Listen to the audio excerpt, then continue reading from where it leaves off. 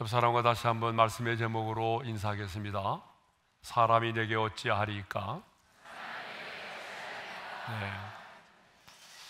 자, 우리는 지난 이전 시간에 시편 56편 전반부에 해당되는 말씀 1절에서 6절의 말씀을 함께 나눴습니다. 그런데 이 시편 56편은 하나님의 사람 다윗이 신앙의 국경선을 넘어서 블레셋 땅 가드로 피신하였다가 이제는 자신의 신분이 들통이 나서 블레셋 사람들에게 잡힌 바 되어 이제 용납없이 죽게 된 그 상황에서 고백한 시입니다. 지금 다윗은 자신을 압제하며 삼키려고 하는 자들에 의해서 둘러싸여 있습니다. 다윗의 원수들은 지금 자신이 하는 모든 일들을 곡해하며 모든 말들을 곡해하며 자신을 죽이려고 지금 호시탐탐 기회를 노리며 은밀한 곳에 숨어서 자신을 감시하고 있습니다. 그런데 다윗은 원수들이 자신을 죽이려고 압제하고 자신을 죽이려고 기회를 엿보고 있는 그 위급한 상황 속에서도 이런 놀라운 고백을 하게 되죠. 3절의 말씀을 읽겠습니다. 다 같이요. 내가 두려워하는 날에는 내가 주를 의지하리라. 여러분, 이 말씀을 다시 한번 마음에 새기면서 다시 한번 함께 읽겠습니다. 다 같이요. 내가 두려워하는 날에는 내가 주를 의지하리이다. 아멘. 네. 다윗은 사람들이 자신을 죽이려고 하는 그 상황 속에서도 그 환난의 날에도 그 두려움의 날에도 하나님을 의지하는 신앙을 잃지 않았습니다. 그래서 내가 두려워하는 날에는 어떻게 하겠다고 말해요? 내가 주를 의지하리이다라고 말하죠. 자, 그러면 하나님을 의지한다라고 하는 것은 구체적으로 무엇을 말할까요? 하나님을 의지한다는 것, 참 우리가 많이 사용하는 말이잖아요. 주님을 의지하세요, 하나님을 의지하세요, 이런 말을 참 많이 하는데 이 시편 56편에서는 하나님을 의지한다는 것을 무엇으로 얘기하는지 생각해 보겠습니다. 지난번에 생각해 본 것처럼 하나님을 의지한다는 것은 그 말씀을 찬송하는 것입니다. 자, 하나님을 의지하는 게 뭐라고요? 그 말씀을 찬송하는 것입니다. 그래서 4절과 10절의 말씀 우리 한번 같이 읽어보겠습니다. 시작. 내가 하나님을 의지하고 그 말씀을 찬송하올지라. 내가 하나님을 의지하여 그의 말씀을 찬송하며 여호와를 의지하여 그 말씀을 찬송하리다. 자, 여기 보게 되면 하나님을 의지한다는 것을 다 뭐로 말하고 있어요? 그 말씀을 찬송하는 것이라고 3번이나 반복해서 말씀을 하고 있습니다. 그러니까 하나님을 의지한다라고 하는 것은 막연한 게 아니라는 거예요. 단순히 주일날에 교회 한번 가서 예배를 드리는 것 정도가 아니라는 거예요. 하나님을 의지한다라고 하는 것은 곧 하나님의 말씀을 찬송하는 것이라고 말하죠. 자, 그러면 그 말씀을 찬송한다는 것은 뭐죠? 그 말씀을 찬송한다는 것은 하나님께서 내게 주신 그 말씀을 내가 믿음으로 선포하고 그리고 그 약속의 말씀을 신뢰하고 의지하는 것을 말하죠. 왜냐하면 그 말씀을 선포하고 신뢰하고 의지하는 자만이 그 말씀을 찬송할 수가 있기 때문에 그렇습니다. 여러분, 아무나 그 말씀을 찬송할 수 있는 게 아니에요. 그 말씀을 신뢰하고 그 말씀을 의지하는 자만이 그 말씀을 찬송할 수가 있습니다. 그렇다면 그 말씀이 뭐죠? 다윗은 분명히 하나님을 의지하는 것을 그 말씀을 찬송하는 것이라고 반복해서 3번이나 말씀했어요. 내가 하나님을 의지하고 그 말씀을 찬송하올지라. 그런데 다윗은 지금 그냥 말씀이 아니라 그 말씀이라고 강조하고 있어요. 내가 하나님을 의지하고 말씀을 찬송하올지라가 아니라 내가 하나님을 의지하고 어떤 말씀을? 그 말씀을 찬송하올지라, 이렇게 말하고 있습니다. 그러면 여기서 말하고 있는, 다윗이 말하고 있는 그 말씀이 뭐죠? 시편 56편 4절을 보게 되면요, 하나님께서 그에게 주신 언약의 말씀, 약속의 말씀을 말하죠. 자, 우리 한번 읽어보겠습니다. 내가 하나님을 의지하였은즉 두려워하지 아니하리니 혈육을 가진 사람이 내게 어찌하리까? 자, 이렇게 되어 있는데 이 말씀을 성경 여러 곳에서 인용해서 기록하고 있어요. 대표적으로 히브리서 13장 5절과 6절의 말씀을 보게 되면 다윗이 언급하고 있는 그 말씀이 어떤 것인지를 좀 더 구체적으로 알 수가 있어요. 자, 히브리서 13장 5절과 6절의 말씀입니다. 그가 친히 말씀하시기를 내가 결코 너희를 버리지 아니하고 너희를 떠나지 아니하리라. 그러므로 우리가 담대히 말하되 주는 나를 돕는 이시니 내가 무서워하지 아니하겠노라. 사람이 내게 어찌하리요? 그러니까 지금 다윗이 그 말씀을 찬송한다고 그랬는데 그 말씀은 어떤 거냐면 어떤 상황 속에서도 하나님은 나를 버리지 않으시고 어떤 상황 가운데 있을지라도 하나님은 나를 떠나지 않으시고 하나님은 나를 지켜주시고 나를 보호해 주신다라고 하는 그 언약의 말씀, 그 약속의 말씀이 다윗에게는 지금 그 말씀이라는 얘기죠. 그러므로 여기 나오는 그 말씀은요, 성경에 기록되어 있는 모든 말씀을 의미하는 것이 아니라 하나님께서 내게 주신 특별한 말씀을 그 말씀이라고 말하죠. 그러니까 오늘 우리에게도 그 말씀이 필요한데, 오늘 우리에게 주어지는 그 말씀은 성경 66권 전체의 말씀이 아니라 하나님께서 내게 주시는 특별한 그 말씀을 말한다는 거죠.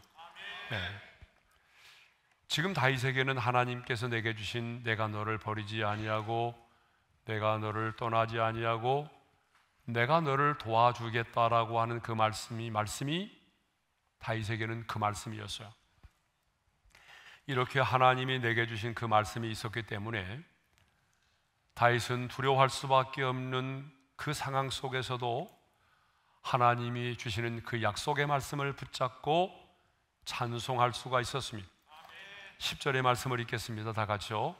내가 하나님을 의지하여 그의 말씀을 찬송하며 여호와를 의지하여 그의 말씀을 찬송하리라. 아멘. 하나님은 오늘 또 그 약속의 말씀을 의지하며 그 약속의 말씀을 붙들고 간구하며 기도하는 자의 기도를 들으시고 역사하십니다. 그러므로 하나님의 사람에게는 반드시 그 말씀이 있어야 한다는 거예요. 오늘 하나님이 내게 주시는 특별한 그 말씀이 있어야 합니다. 오늘 내가 믿음으로 선포하고 오늘 내가 기도하면서 붙들고 씨름할 수 있는, 아니 하나님의 보좌 앞에 당당히 나가서 내가 하나님의 말씀을 붙들고 주장할 수 있는, 때로는 따질 수 있는 그 말씀이 있어야 돼요. 제가 어제 이제 그 다니엘 기도회, 원데이 다니엘 기도회 때문에 전주에 내려갔거든요. 전주에서 이제 집회를 마치고 새벽에 올라왔는데, 근데 예전에 그 세향교회 목사님이 여기 와서 간증을 하신 적이 있어요. 그래서 이제 어제 잠깐 그 교회에 들려서 목사님의 간증을 또 들었는데, 그때 간증을 하게 된 그것이 또한 간증이더라고요. 무슨 말인고 하면, 그 교회는요, 다니엘 기도회 저녁에 끝나고 나면 많은 성도들이 철야로 그냥 이어진대요. 철야로. 근데 이제 끝날 무렵에 하나님께서 그 목사님에게 무슨 말씀을 주셨는가 하면 이번에 꼭 간증을 하게 되리라고 그랬대요. 그래서 간증을 준비를 하고 이제 우리가 간증 원고를 받잖아요. 그래서 이제 최종 선발을 해요. 그래서 목회자를 한 2명 정도 이렇게 선발을 하게 되는데 그분이 예석하게도 떨어졌어요. 예, 그래서 탈락이 된 거죠. 그래서 자기 자신은 분명히 하나님께서 내게 성령의 감동을 통해서 이번 다니엘 기도에 간증하게 된다라고 말씀하셨는데, 그래서 간증 원고까지 보냈는데 선택이 안 된 거죠. 그래서 그러다 보니까 이제 사모님도 당신 뭐 신앙 잘못된 거 아니에요? 자꾸 이제 목사님의 신앙이 잘못된 것으로 이제 오해가 돼버린 거죠. 성도들도 많이 알고 있잖아요. 우리 목사님 이번에 간증할 거라고. 그런데 이제 간증자로 선정이 안 됐으니까 얼마나 속이 상하겠어요. 그러니까 성령께서 주시는 감동이 잘못된 것이다라고, 당신이 하나님의 음성을 잘못 듣는 거라고 이렇게 돼버린 거죠. 그런데도 이 목사님은요, 포기하지 않았대요. 이제 끝나는 날에 그 성도들을 모시고 이렇게 이제 와서 여기 현장에서 예배를 드리려고 오는데 사모님 모르게 차에다가 양복을 준비하고 구두도 준비해서 다 해놓고, 예, 이미 명단이 나왔는데도 불구하고 하나님이 내게 주신 그 약속의 말씀을 의지하고, 그래서 양복도 사모님 모르게 준비하고 구두도 모르게 준비하고, 그래서 이제 서울로 올라오고 있는데 올라오다가 전화를 받았대요. 우리 다니엘 기도회 운영위원회에서 목사님 간증을 해주시면 안 되겠습니까? 그 말을 듣는 순간에 차 안에서 막 엉엉 울었대요. 왜냐 그러면 하나님이 내게 주신 그 말씀이 틀리지 않았다고 생각을 했기 때문에. 그래서 이제 와서 물어봤대요. 왜 갑자기 바뀌었냐? 그랬더니 제가 지금도 기억이 나거든요. 다른 목사님이 하기로 돼 있는데 최종 컨펌을 받으러 왔어요, 저한테. 그런데 제가 컨펌을 받으러 왔는 순간에 이분은 아니다, 이분은 빼고 이 목사님 넣어라, 그래가지고 바뀐 거예요. 불과 몇 시간 전에. 여러분, 지금 이제 그 말씀에 대해서 우리가 나누고 있잖아요. 하나님의 사람에게는 언제나 그 말씀이 필요하다는 거예요. 네. 근데 그 교회도 목사님이 여기 와서 간증을 하고 난 다음에 그 간증하고 난 이후에 교회가 엄청나게 부흥을 했대요. 그 간증을 듣고 어떤 분이 이제 교육관도 당시 12억인데 그냥 12억에 10억에 사라고 그러고, 간증하고 난 이후에 장로님들이 막 은혜 받아가지고 예배당도 짓자고 그러고, 목사님은 아닙니다, 우리가 빚이 있습니다. 그래도 장로님들이 무슨 소리 합니까? 예, 무슨 소리 합니까? 우리가 다 하겠습니다. 그래가지고 자신의 집들을 담보로 잡고 장로님들이 하나가 돼서 예배당을 지었대요. 그런 교회 쉽지 않습니다. 예, 그런 장로님들 쉽지 않아요. 예, 반대하는 장로님들은 많아도 이 웃음의 의미가 뭔지를 모르겠어요. 예. 그래서 교회가 날로 은혜 가운데 부흥이 됐대요. 예, 너무나 감사하더라고요. 예, 그래서 그 간증을 드리면서 그 말씀이 또 갑자기 생각이 나는데요. 하나님의 사람에게는 뭐가 필요하냐면 하나님이 내게 주시는 그 말씀이 필요해요. 그 말씀을 끝까지 붙들고 신뢰하고 주장하고 선포하는 그 믿음이 필요하죠. 예. 제가 지난번에도 말씀드렸지만 오늘 우리에게는 정말 하나님이 내게 주시는 그 말씀이 필요한데, 예를 들면 볼지어다 내가 세상 끝날까지 너희와 항상 함께 있으리라, 이런 말씀들, 너는 두려워하지 말라, 내가 너를 구속하였고 내가 너를 지명하여 불렀나니 너는 내 것이라, 내 이름으로 무엇이든지 내게 구하면 내가 행하리라, 이런 말씀들이 우리 안에서 막 살아서 역사해야 돼요. 하나님이 주신 그 말씀은요, 그 말씀은 쉽게 사라지지 않습니다. 그 말씀은 우리 안에서 살아서 역사하기 시작하죠. 그 리빙스턴도 내가 너를 너희를 고아와 같이 버려두지 아니하고 세상 끝날까지 너희와 항상 함께 있으리라는 그 약속의 말씀 때문에 아프리카의 힘든 그 상황 속에서도 찬송하면서 선교사의 사역을 감당했다라고 고백했다고 하지 않습니까? 조지 밀러 역시 하나님은 고아의 아버지라고 하는 그 말씀을 하나님이 내게 주신 그 말씀으로 붙잡고 고아원을 시작해서 수천 명의 고아들을 먹이고 입히고 가르치는 일들을 했다고 하지 않습니까? 오늘 이 시대를 살아가는 우리들에게도 정말 그 말씀이 있어야 됩니다. 특별히 우리가 이제 다니엘 기도회가 목전에 다가오는데 그날도 제가 이 말씀을 조금 선포를 하려고 그래요. 왜냐 그러면 이번 다니엘 기도회 첫날의 메시지 제목이 뭐냐 그러면 문제를 구하지 말고 해답을 구하라는 거거든요. 근데 많은 사람들이 문제만 나열하고 끝나는데 해답을 구하는 기도가 뭔지 아세요? 그 말씀을 붙들고 기도하는 거예요. 그러니까 시간 강사님들을 통해서 선포되는 그 약속의 말씀을 내게 주시는 그 말씀으로 받고 그 말씀을 붙들고 나아가서 기도하는 게 해답을 구하는 기도예요. 자, 두 번째로 하나님을 의지하는 게 뭐냐? 첫 번째는 뭐라고 그랬어요? 다 잊어버리셨어요 벌써? 그 말씀을 찬송하는 거예요. 자, 두 번째로 하나님을 의지하는 게 뭐냐? 그것은 바로 하나님께 아뢰는 것입니다. 자, 9절 상반절의 말씀을 읽겠어요. 다 같이요. 내가 아뢰는 날에 내 원수들이 물러가느니. 여기서 이제 아랜다고 그랬잖아요. 아랜다. 이 말은 에크라는 말인데 외치다, 소리를 지르다, 절박한 마음으로 도움을 청하다, 호소하다 그런 얘기예요. 그러니까 다윗이 지금 상황이 어떤 상황이죠? 자신의 신분이 뽀롱이 나가지고 이제 지금 죽을 수밖에 없는 위급한 상황이잖아요.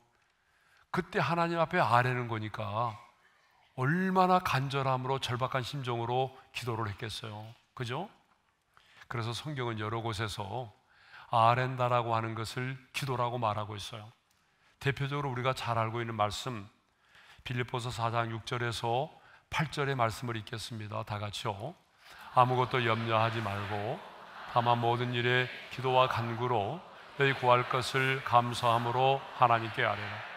그리하면 모든 지각에 뛰어난 하나님의 평강이 그리스도 예수 안에서 너희 마음과 생각을 지키시리라.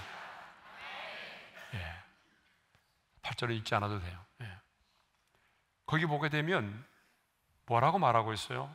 감사함으로 하나님께 아뢰라 그랬어요. 감사함으로 하나님께 아뢰라. 왜 감사함으로 하나님께 아뢰라고 말하죠?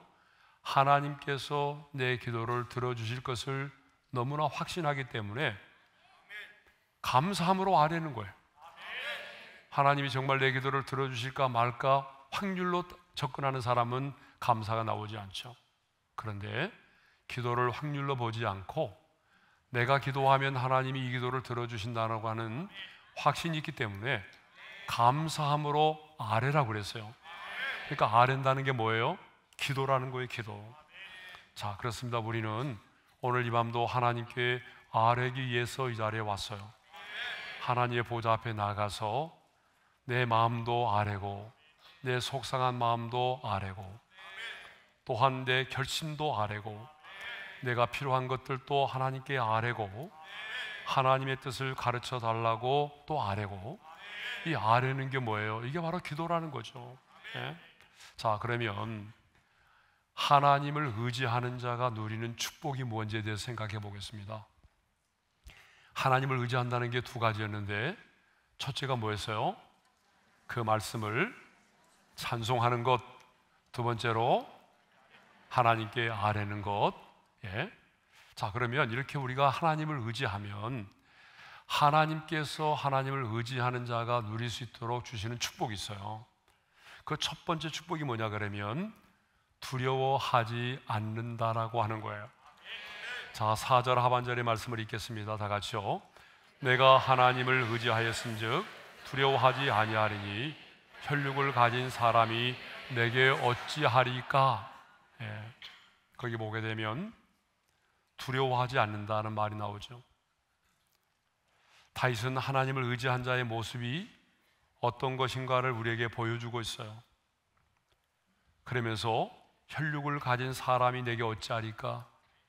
혈육을 가진 사람에 대한 말하고 있어요. 혈육을 가진 사람은 육체를 가진 사람을 말해요. 더 구체적으로 말하면 지금 다윗을 괴롭히고 죽이려고 하는 그런 원수들을 말하죠. 그런데 이제 다윗은 말합니다. 그들이 종일 나를 압제하고 나를 감시하고 나를 모함하고 비방하고 나를 죽이려고 하지만 나는 이제 그들을 두려워하지 아니하리라고 말해요. 나는 이제 그들을 두려워하지 않는다. 창조주 하나님이 나를 지키시고 나를 보호하시고 나와 함께 하시기 때문에 혈육을 가진 사람이 내게 어찌하리요? 사람이 내게 어찌하리요? 이제 사람을 두려워하지 않겠다라고 말해요. 예? 그러니까 이전에는 어때요? 사람을 두려워할 수밖에 없었겠죠. 왜냐하면 자신의 신분이 들통이 났으니까. 그런데 내가 하나님을 의지하고 난다면 뭐예요? 내가 사람을 두려워하지 않겠다. 예. 이사야 선지자 역시 하나님을 우리가 신뢰할 때에 두려움이 없어질 것이라고 말하고 있어요. 이사야 12장 2절의 말씀을 읽겠습니다. 다 같이요. 보라, 하나님은 나의 구원이시라. 내가 신뢰하고 두려움이 없으리니 주 여호와는 나의 힘이시며 나의 노래시며 나의 구원이시며. 따라서 합시다. 내가 신뢰하고 두려움이 없으리니. 그러니까 내가 하나님을 신뢰한다는 것, 의지하는 거죠. 하나님을 신뢰하는 것, 하나님을 의지하는 것만큼 뭐예요? 두려움이 사라지는 것입니다. 그러니까 여러분 안에 있는 두려움은 두려움이 커서가 문제가 아니에요. 두려움이 커서가 문제가 아니라 하나님을 의지하는 것, 하나님을 신뢰하는 그 정도의 문제예요. 정말 여러분들이 온전히 하나님을 신뢰하고 의지하면 어때요? 두려움이 없어요. 두려움이 없다는 게 아니라 두려움의 감정을 이겨낼 수 있는 거죠. 네? 그러니까 하나님을 신뢰하는 것만큼 어때요? 우리 안에 두려움도 비례한다는 것이죠. 네. 그러니까 그러나 하나님을 우리가 제이비 필립스라고 하는 사람이 쓴 책 가운데 이런 게 있어요. 당신의 하나님은 너무 작다라고 하는 책의 제목이 있어요. 당신의 하나님은 너무 작다. 그러니까 우리가 믿는 하나님은 광대하시고 위대하신 하나님이신데 오늘 내가 믿고 있는 그 하나님이 너무나 작다는 거예요. 예. 우리도 실제로 인생의 풍랑을 만나면 하나님이 보이지 않을 때가 있어요. 여러분 그래요, 안 그래요? 다 그래요. 우리가 갑작스러운 인생의 딱 풍랑을 만나보세요. 그러면 정말 이해할 수 없는 일이 딱 다가오면 누구나 마찬가지입니다. 그 순간에는 하나님이 안 보여요. 그 순간부터 하나님 보인 사람은 사실 그분은 여기 있으면 안 돼요. 천국에 가 있어야 될 사람이에요. 그런 사람은 거의 없어요. 누구나 마찬가지예요. 어려운 일을 만나면 여러분 그 인생의 큰 풍랑을 만나면 누구나 풍랑밖에 보이지 않아요. 하나님이 보이지 않아요. 하나님은 작아져 보이고 어때요? 문제는 커 보이고 사람도 커 보여요. 그런데 여기서부터 중요하겠죠. 내가 하나님을 의지하기 시작하면 하나님이 내게 주신 약속의 말씀을 받고 그 말씀을 찬송하기 시작하면 그리고 신실하신 하나님께 그 말씀을 붙들고 나아가서 아뢰기 시작하면 그때부터는 어떻게 되는 거예요? 두려움의 감정이 점점 사라져요. 이제는 문제가 작아져 보이고 하나님이 커 보여요. 처음부터 하나님이 커 보이는 게 아니라니까요. 이런 과정이 있어야 돼요. 그러니까 이런 과정이 없이 갑자기 하나님이 커 보이고 그런 건 없어요. 그래서 누구나 문제를 만나면, 이해할 수 없는 풍랑을 만나면 누구나 하나님이 안 보여요. 처음에는 안 보여요. 근데 끝까지 안 보이는 사람이 문제죠. 끝까지 안 보이는 사람 있잖아요. 근데 이게 문제거든요. 그러니까 처음에는 안 보이지만 오늘 하나님이 우리에게 주신 약속의 말씀처럼 하나님이 내게 주신 말씀을 붙잡고 그 말씀을 찬송하고 그 말씀을 신뢰함으로 그 말씀을 붙들고 하나님을 아뢰기 시작하면 그때부터는 어떻게 돼요?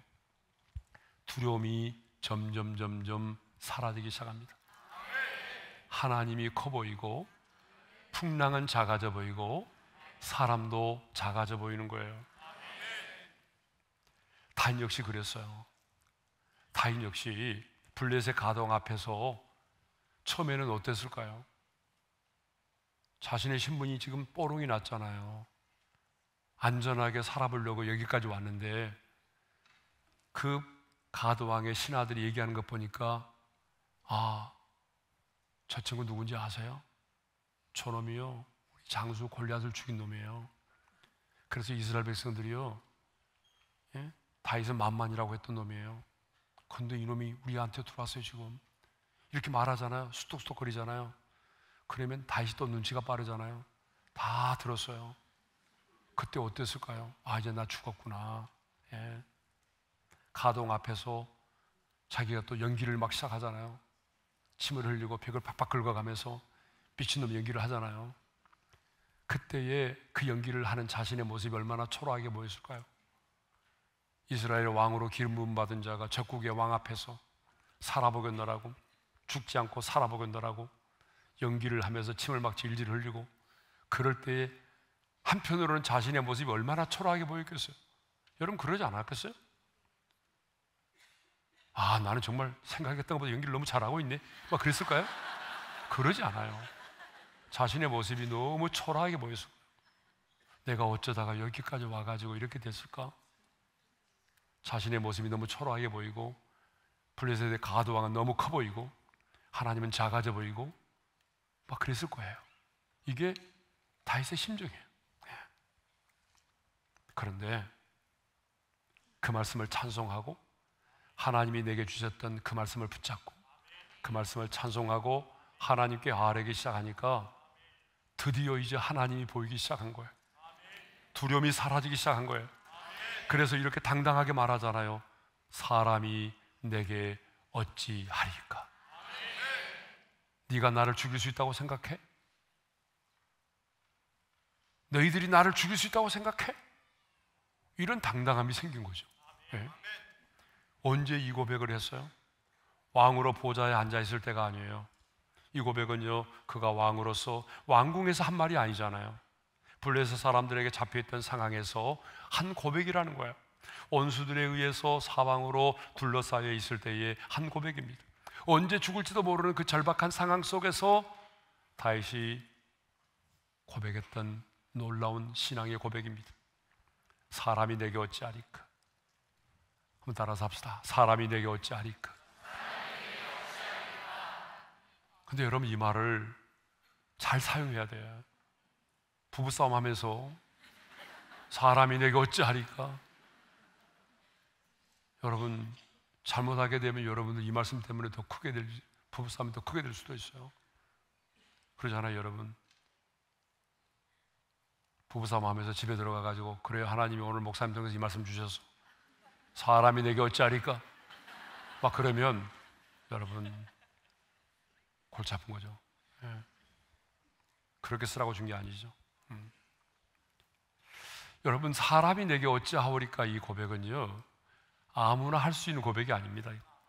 이거는 어떤 사람이 할 수 있어요? 정말 온전히 하나님을 신뢰할 수 있는 자만이 할 수 있는 고백입니다.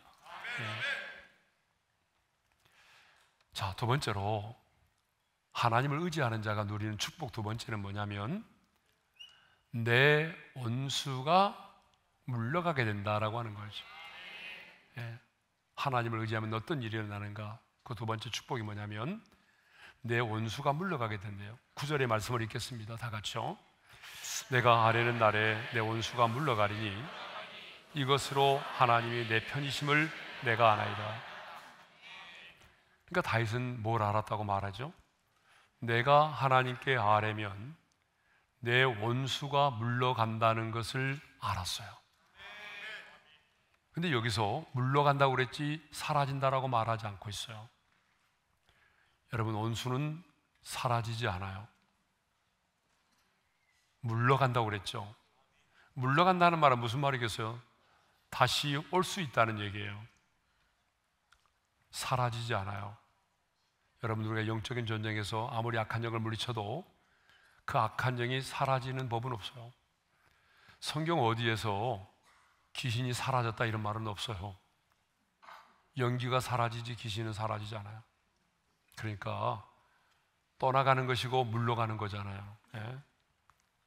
근데 이 물러가리니 이 단어가 미완료형이에요. 무슨 말인가 하면은 아직 원수가 물러가지 않았어요. 여전히 가드왕이 있고요. 그리고 블레셋의 신하들이 자기를 에워싸고 있어요. 그런데 다윗에게는 어떤 믿음이 있었는가 하면은 내가 하나님께 아뢰는 날에는, 그 말씀을 찬송하고 여호와께 아뢰는 날에는 내 원수가 물러나게 될 것이라는 믿음이 있었다는 거예요. 이건 정말 오늘 우리에게 너무 중요한 말씀입니다. 왜 우리가 기도를 해야 되느냐? 여러 가지 이유가 있지만 기도할 때에 우리의 원수들이 물러가기 때문입니다. 원수가 언제 물러가는가? 여러분, 우리의 대적 악한 영들이 언제 우리에게서 멀어져 가는가? 내가 아뢰는 날입니다. 다시 말하면 내가 기도할 때입니다. 다윗은 알았습니다. 내가 하나님 앞에 기도하는 날에 원수들이 물러간다는 사실을 알았습니다. 여러분, 이것을 보게 되면 기도는 뭐죠? 영적인 전쟁이라는 거예요. 기도할 때에 원수들이 물러갑니다. 옆 사람과 인사하겠습니다. 기도할 때에 원수들이 물러갑니다. 자, 이 말을 반대로 해보게 되면 이렇게 해석이 되겠죠. 기도하지 않으면 원수들이 절대로 물러가지 않습니다. 여러분, 그렇죠? 이번에도 반대로 해가지고 하겠어요. 이렇게 합니다. 너무 기니까 잘 듣고 하세요. 기도하지 않으면 원수들이 절대로 물러가지 않습니다. 옆 사람과. 예. 여러분, 기도할 때 원수들이 물러간다는 말은 기도하지 않으면 원수들이 물러가지 않는다는 얘기죠. 여러분, 우리 삶이 영적인 전쟁임을 믿으십니까? 자, 우리의 삶이 영적인 전쟁임을 믿는다면 왜 우리가 기도를 해야 되겠어요? 기도할 때에 원수들이 물러간다는 거예요. 원수들이 퇴보한다는 거예요. 사라지는 게 아니고 원수들이 퇴보를 하는 거죠. 그래서 마귀는요, 기도하는 자를 제일 싫어합니다. 마귀가 싫어하는 사람이 있어요. 누구예요? 기도하는 자예요. 여러분, 진짜 기도하는 자를 싫어해요, 마귀는. 네. 제가 영적 전쟁을 해보니까 악한 영들을 많이 쫓아내다 보니까 귀신들이요, 제일 싫어하는 사람은 기도하는 사람이에요. 예. 모태신앙이요? 우습게 알아요. 교회 직분이요? 교회 직분도 우습게 알아요. 예. 근데 기도하는 사람을 만나면 두려워해요. 기도하는 사람을 딱 보면 눈을 마주치라고 그러면 눈을 떠서 못 봐요. 날 봐? 그러면 못 보죠. 똑바로 쳐다봐? 그러면 똑바로 못 쳐다보죠. 쳐다보는 순간에 눈꺼풀이 달달 떨리고 두려워 떨어요. 근데 여러분, 영빨이 없는 사람들은요, 쳐다보라면 쳐다봐요. 물끄러미 쳐다봐요. 그래서 오히려 내가 눈을 까는 사람이 있어요. 두려워가지고 쳐다보라는 사람이 눈을 까요. 그런 경우들 너무나 많이 봤어요. 여러분, 기도하는 자를 제일 싫어합니다. 우리가 잘 아는 것처럼 출애굽기 17장도 보게 되면 모세가 기도할 때에 아말렉이 패배했잖아요. 그죠? 또 사무엘이 부르짖어 기도할 때도 여호와께서 큰 우레를 바라사 블레셋을 어지럽게 하사 이스라엘 앞에서 도망을 갔다는 말이 있어요. 사무엘상 7장 9절의 말씀을 읽겠습니다. 다 같이요.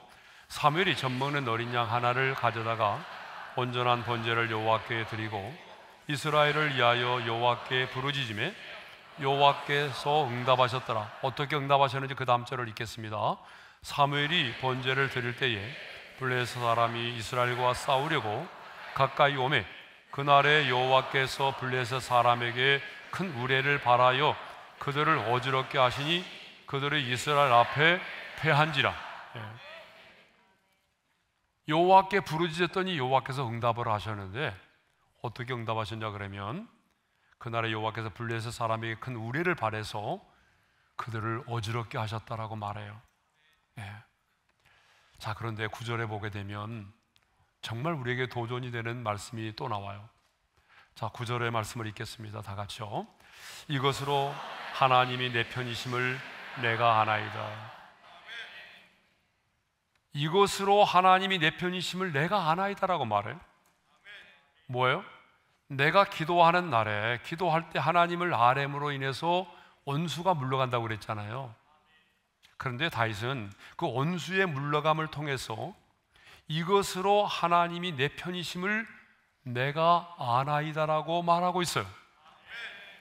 왜 원수가 물러나게 되었는지, 왜 원수가 내게서 떠나게 되었는지 그 이유를 알게 되었다라고 말하죠. 자신이 알고 있대.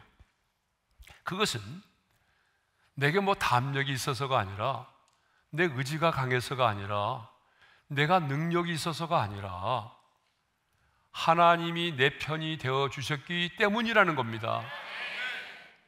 하나님이 내 편이 되어 주셨다는 거예요.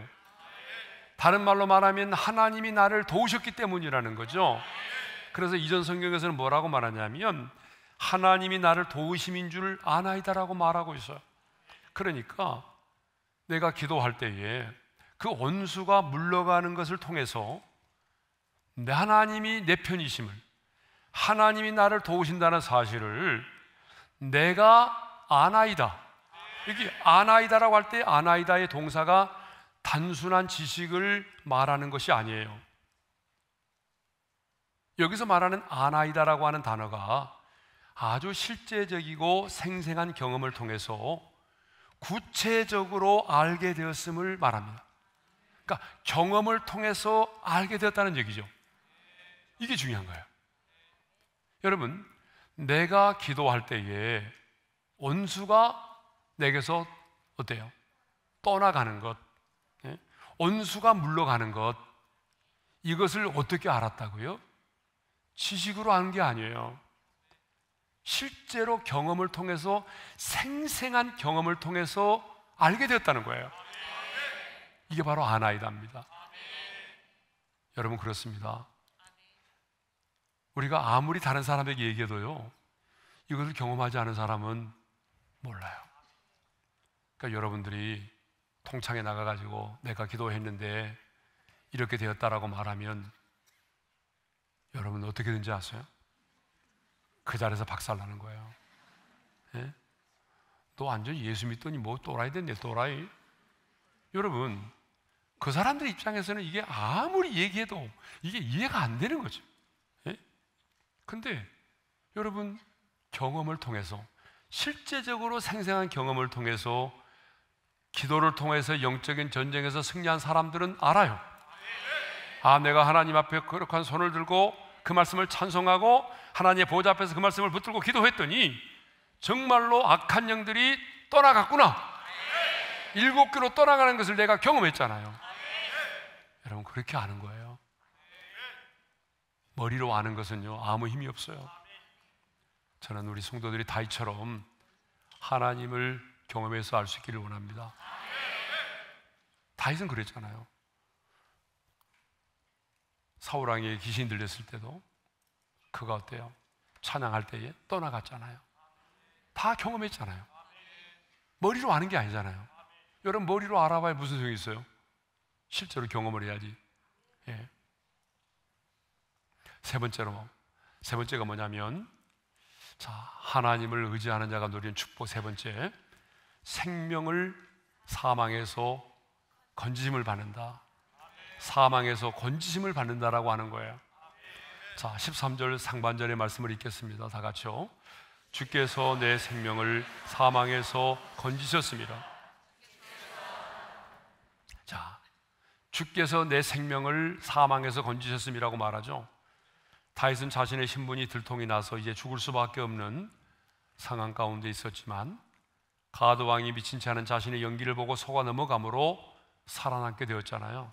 그런데 그것을 뭐라고 말하냐면 하나님이 사망에서 내 생명을 건져주셨다. 사망에서 하나님이 내 생명을 살려주셨다. 그렇게 말하죠.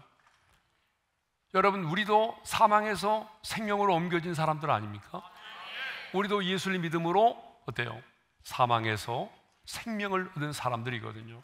그런데 더 중요한 이유를 언급하고 있어요. 왜 하나님이 그 생명을 사망에서 건져주셨느냐? 그 이유를 말하고 있다는 거죠. 그 이유. 이건 너무 중요해요. 우리에게도 마찬가지죠. 왜 하나님이 죽었던 내 영혼을 살려주셨느냐? 왜 하나님이 나를 사망에서 생명으로 옮겨주셨느냐? 그 이유가 있을 거 아니에요. 그 이유를 이렇게 말하고 있어요. 읽겠습니다. 시작. 주께서 내 생명을 사망에서 건지셨습니다. 주께서 나로 하나님 앞 생명의 빛에 다니게 하시려고. 아멘. 주께서 왜 자신의 생명을 죽음의 이기 가운데서 건져주셨다라고 말해요? 주께서 나로 하나님 앞 생명의 빛에 다니게 하시려고. 하나님은 생명이시죠. 하나님은 빛이십니다. 그러므로 그 하나님 앞은 뭐예요? 생명의 빛, 생명의 빛 대신 주님 앞에서 살아가도록 하기 위해서 하나님이 살려주셨다는 거예요. 그러면 생명의 빛에 다니게 한다는 게 뭐예요? 곧 하나님 앞에서의 삶을 말하는 거죠. 그러니까 병행구절로 병행구절이잖아요. 그죠? 하나님 앞, 그 다음에 뭐예요? 생명의 빛에 다니게 되는 것. 똑같은 말이에요. 그러니까 하나님 앞에서의 삶을 사는 거예요. 코람데오. 하나님을 의식하면서 하나님의 영광을 위하여 살아가도록 하기 위해서 하나님이 나를 살려주셨다. 하나님께서 오늘 저와 여러분의 생명을 사망에서 건져주신 이유는 적당히 세상에서 재미 보고 살라고 그래서 하나님이 나를 건져주신 것이 아니라는 거예요. 하나님이 나를 사망에서 생명으로 옮겨주시고 건져주신 이유는 생명의 빛 대신 하나님 앞에서 살도록 하기 위함이라는 거예요. 그러므로 이제 우리는 사람 앞에서가 아닌, 돈과 권력 앞에서가 아닌 하나님 앞에서의 삶을 살아야 할 줄로 믿습니다. 생명의 빛 대신 주님 앞에 사는 자는 특징이 하나 있어요. 절대로 사람을 두려워하지 않는다라고 하는 거죠. 하나님을 내 앞에 모시고 살아가는 자는 절대로 흔들리지 않는다라고 하는 거예요.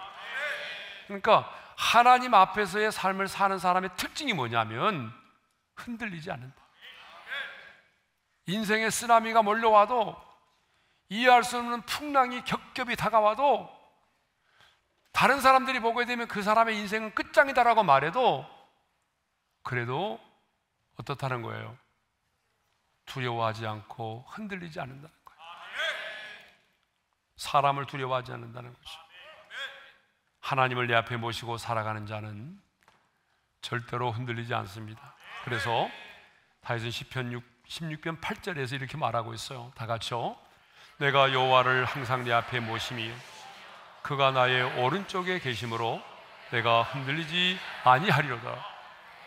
여호와를 항상 내 앞에 모시고 목전에서 살아가는 사람은 흔들리지 않는다라고 말하고 있어요. 여러분, 우리가 이 세상을 살아가다 보게 되면 여러분 뜻하지 않게 두려움을 경험할 때가 있어요. 얼마나 많은 두려움이 몰려옵니까? 아침에 눈을 뜨는 순간부터 두려움이 파도처럼 몰려와서 눈을 뜨고 싶지 않을 만큼 두려움의 포로가 된 사람들이 있어요. 직장에 가서 내가 누구를 만날까 봐 두렵고, 정말 여러분들에게는 많은 두려움이 있어요. 지금 여러분 그러지 않아요? 여러분의 인생에 두려움이 없는 사람이 누가 있겠어요? 두려움이 없다고 한다면 성경에 두려워하지 말라는 말씀이 안 나왔겠죠. 그런데 365회나 두려워하지 말라는 말씀이 나와 있는 것을 보게 되면 우리는 매일매일 두려움에 떨 수밖에 없는 인생을 살아가고 있다는 것이죠. 그런데 오늘 그 두려움에 떨고 있는 우리들에게 하나님께서는 성령의 감동으로 기록된 이 말씀을 통해서 이 말씀을 주십니다. 우리 한번 읽겠습니다. 다 같이요. 내가 두려워하는 날에는 내가 주를 의지하리라. 두려움이 몰려오면 어떻게 해야 돼요? 내가 주를 의지하겠나이다. 두려움이 몰려오면 두려움의 포로가 되지 말고, 막 두려움이 몰려오잖아요. 그럴 때는 내가 어떻게 해야 된다고요? 내가 주를 의지하리이다. 주를 의지한다는 게 뭔지 우리가 오늘 이 밤에 나눴어요. 그죠? 주를 의지한다는 것은 하나님이 내게 주신 특별한 그 말씀을 어떻게 하는 거예요? 내가 찬양하는 거예요. 그러니까 막 두려움이 몰려오면 두려워하지 말라는 찬양을 막 하세요.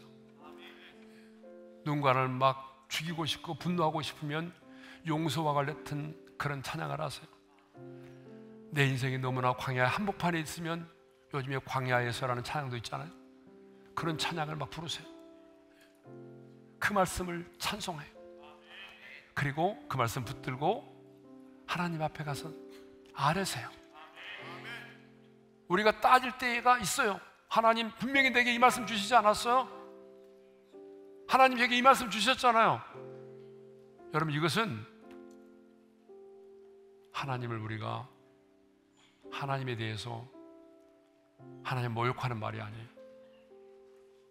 하나님은 되게 좋아하세요. 그 말씀 붙들고 따지면 좋아하세요. 왜요? 네가 그 말을 내가 내어주신 그 말씀을 신뢰하는구나. 하나님을 신뢰하는 표현이 뭐예요? 그 말씀을 붙들고 주장하는 거예요. 그럼 하나님 기뻐하세요. 그래서 자, 우리가 그렇게 하게 되면, 두려워하는 날에는 주를 의지하게 되면 하나님을 의지하는 자에게 주시는 축복, 두려워하지 않게 되고 원수가 내게서 떠나가게 되고 사망에서 건지심을 받는 이 놀라운 축복이 우리에게 임할 줄 믿습니다.